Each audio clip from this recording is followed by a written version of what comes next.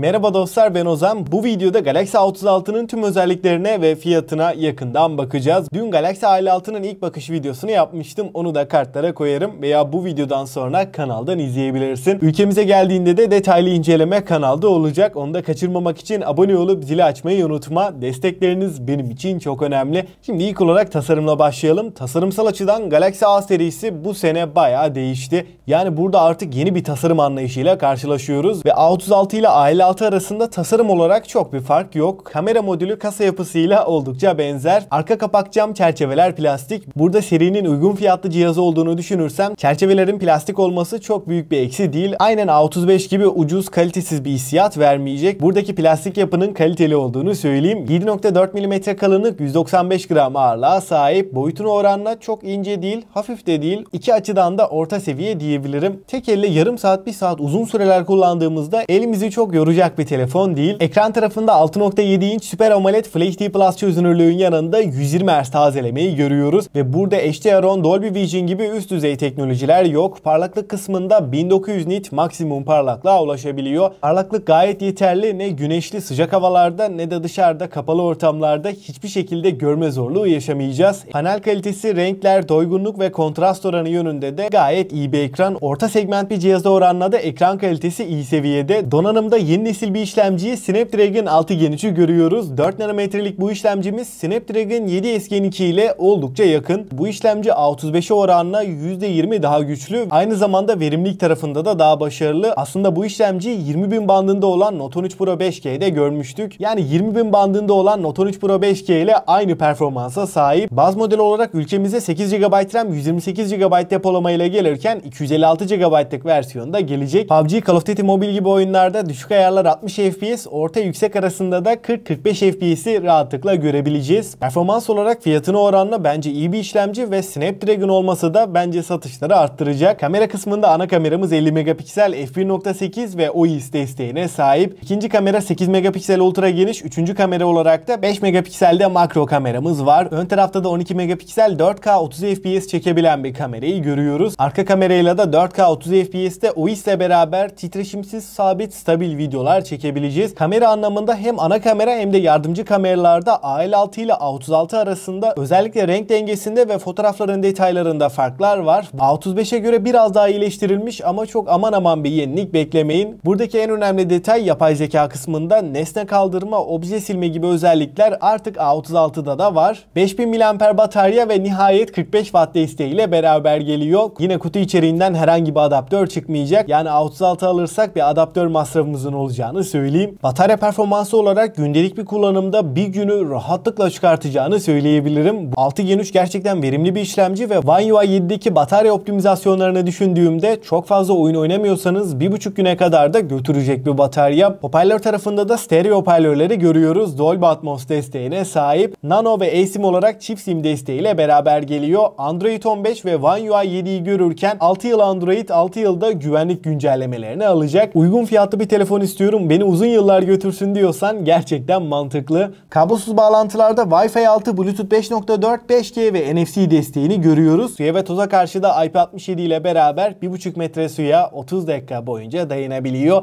Dostlar, şimdi en önemli kısım fiyat ve değerlendirmeye geçelim. Açıkçası Galaxy A36'nın fiyatları beklediğimden daha uygun geldi. Geçen sene Galaxy A55 449 Euro'dan çıkmışken Galaxy A55'e oranla 69 Euro daha ucuz gelecek. Ülkemizde vergiler, dolar kuru ve Samsung'un ülkemize özel fiyatlandırmasını hesaba kattığımda 8 GB RAM, 128 GB depolamayla fiyatının 16.500 TL olacağını düşünüyorum. 256 GB'lık modelde 18.000 olacak. Peki bu fiyatları almak mantıklı mı? Özellikle kamera benim için önemli. Snapdragon işlemci istiyorum, uzun yıllar güncelleme alsın ve telefona çok da fazla bir bütçe ayırmak istemiyorum diyenlerdenseniz Galaxy A36 oldukça mantıklı. A35'e oranla ne fark var derseniz de ekran parlaklığı ideal seviyede, çerçeveleri inceldi ve tasarım da gelişmiş durumda. Snapdragon 6 Gen 3 ile beraber oyun performansı çok daha akıcı ve artık daha az ısınacak bir telefonla karşı karşıyayız. Hızlı şarjın 45 Watt'a çıkması da önemli bir artı. 6 yıl güncelleme desteğini de hesaba kattığımda uygun fiyatlı 16.000 bandında bir telefon alıp uzun yıllar kullanmayı düşünüyorsak A36'yı rahatlıkla önerebilirim. Açıkçası her açıdan düşündüğümde Galaxy A36 gerçekten dengeli olmuş. Bu fiyatlarla gelirse ciddi anlamda satacağını düşünüyorum. Eğer bütçeniz varsa A56 değerlendirilebilir ama A36 A36 da üzmez. Ülkemize geldiğinde de detaylı inceleme kanalda olacak. Onu da kaçırmamak için abone olup zili açmayı unutmayın. Aklına takılan herhangi bir soru olursa mutlaka yorumlarda bekliyorum. Elimden geldiğince cevaplamaya çalışırım. Ben Ozan. Sonraki videoya kadar kendinize çok iyi bakın. Hoşça kalın.